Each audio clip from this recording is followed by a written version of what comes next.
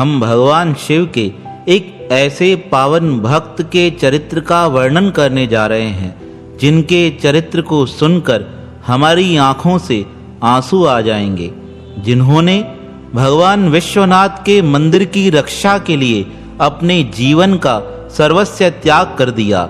यह बात 1664 की है, जब मुगल शासक औरंगजेब ने काशी की महान विरासत भगवान विश्वनाथ के मंदिर को ध्वस्त करने का आदेश पारित किया।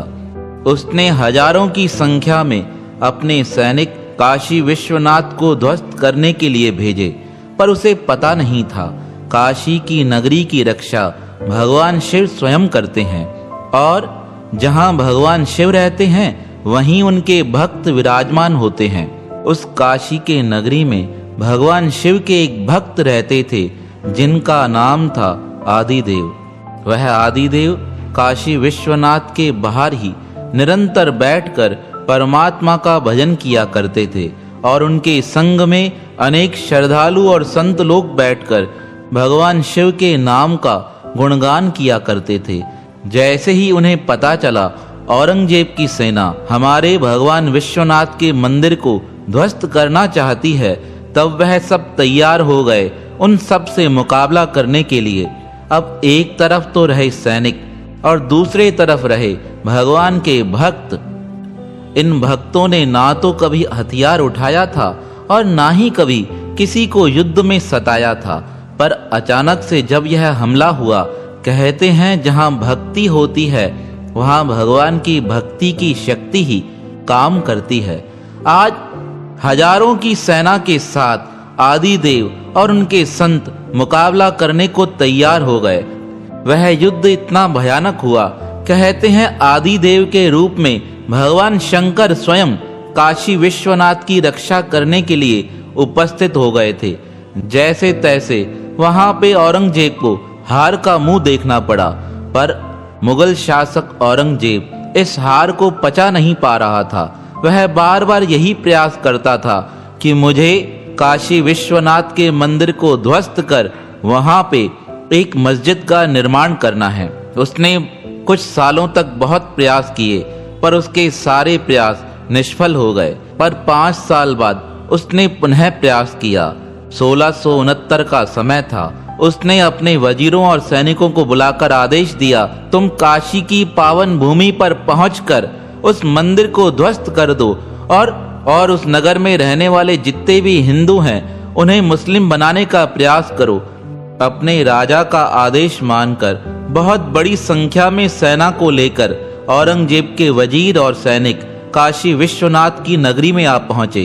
पर जैसे ही उन्होंने काशी की नगरी में प्रवेश किया, भगवान शिव के परम भक्त आदिदेव तैयार थे उनसे युद्ध करने के लिए।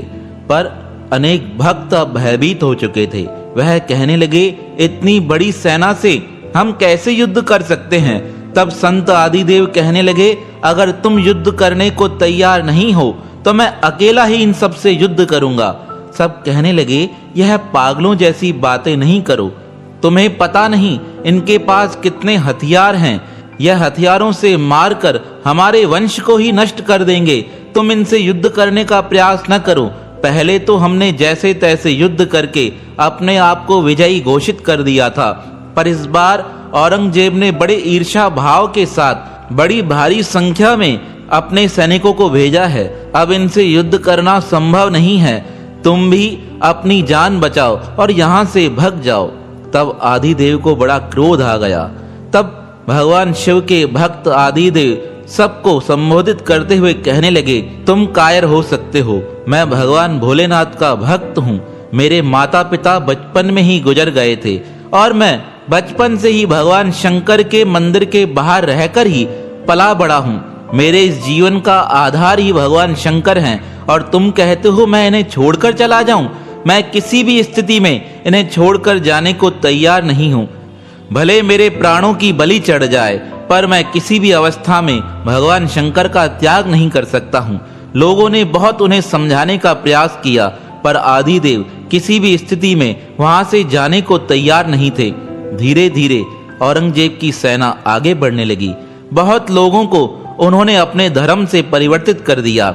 मंदिर के नजदीक औरंगजेब की सेना आने लगी। कुछ भक्तों ने प्रयास किया उनके साथ मुकाबला करने का, पर मुगल शासकों की सेना बड़ी विशाल थी, इसलिए सब वीर गति को प्राप्त हो चुके थे। यहाँ भक्त आदिदेव भगवान विश्वनाथ के मंदिर के बाहर खड़े हो गए और कहने लगे, किसी में दम हो तो मंदिर के अंदर जाकर दिखाए। जब तक मेरे प्राण हैं कोई भी इस मंदिर के अंदर प्रवेश नहीं कर सकता है।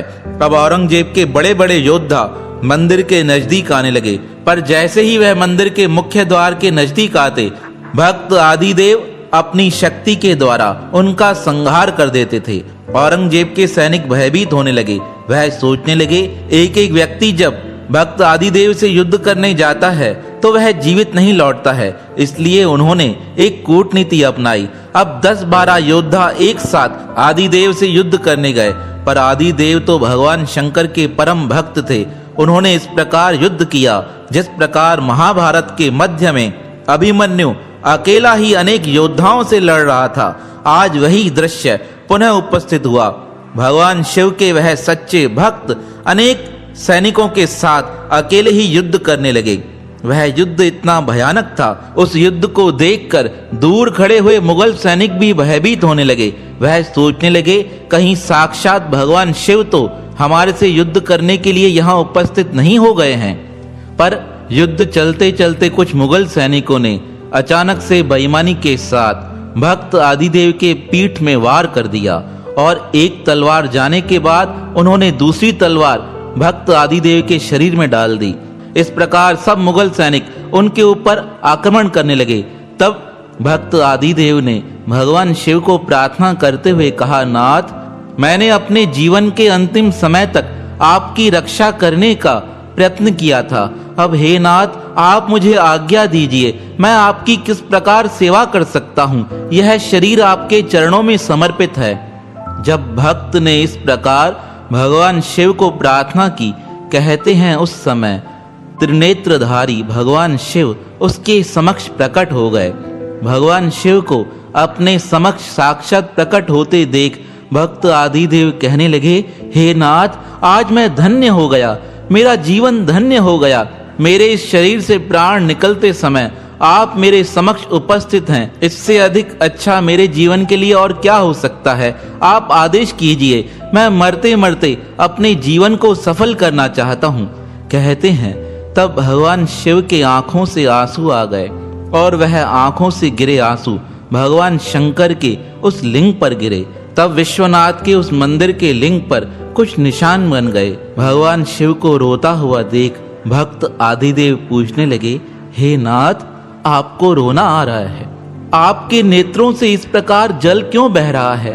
तब भगवान शिव कहने लगे, आज मेरे मंदिर की रक्षा के लिए मेरे भक्त के प्राण मुझ पर न्यछावर हो रहे हैं। भक्त की इस अटल भक्ति को देख मेरे नेत्रों से जल बह रहा है। हे आदिदेव, तुम धन्य हो। तब भक्त आदिदेव कहने लगे, हे नाथ, धन्य मैं नहीं, धन्य आप हैं। मुझे आदेश दीजिए, मैं मरते मरते भी ऐसा कोई कार्य करना चाहता हूँ कि इस मंदिर पर यह मुगल शासक कभी आक्रमण न कर पाए।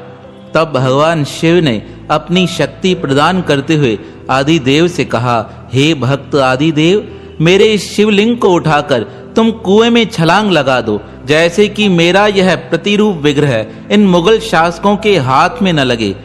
कहते हैं उस लिंग का वजन बहुत अधिक था। आदिदेव विचार करने लगे, मैं इस शिवलिंग को अकेला कैसे उठा सकता हूँ, और इस समय तो मेरे शरीर में इतनी क्षमता भी नहीं है। मेरा सारा शरीर घावों से भरा पड़ा है, मैं किस प्रकार इसे उठाऊंगा।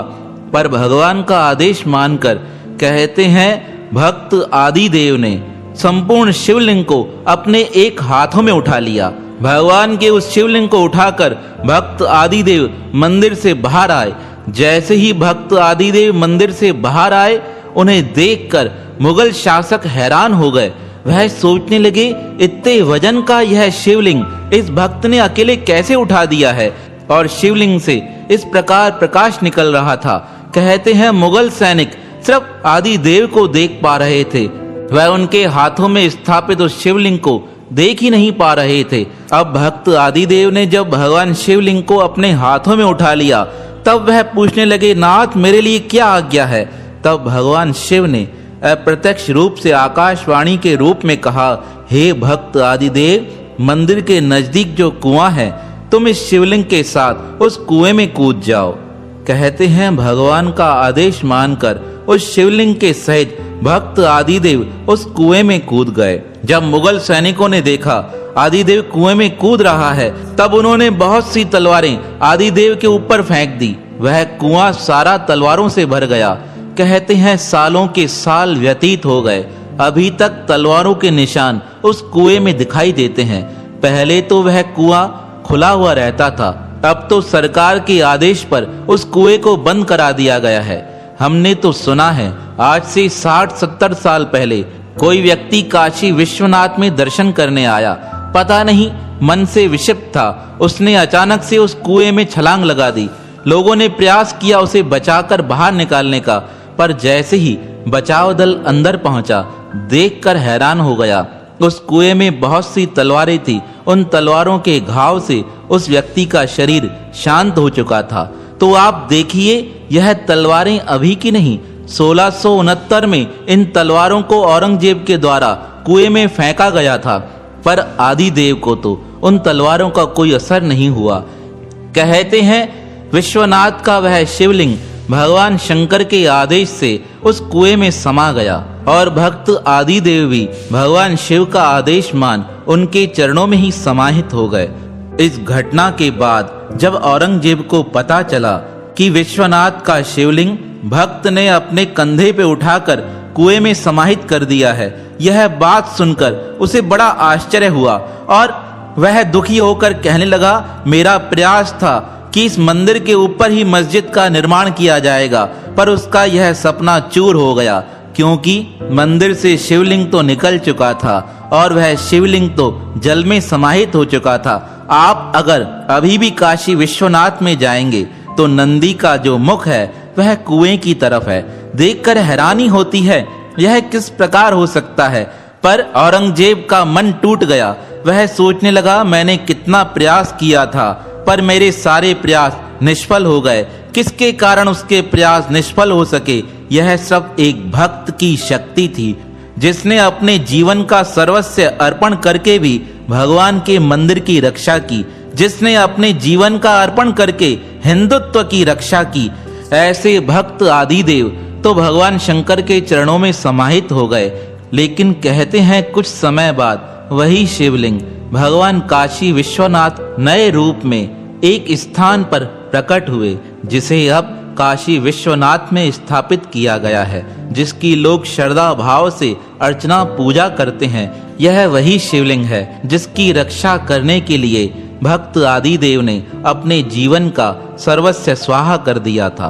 तो अपने धर्म की रक्षा के लिए हमारे भक्तों ने कितने कष्ट सहन किए हैं। ऐसे भक्त आदिदेव के पावन श्री चरणों में हमारा प्रणाम है।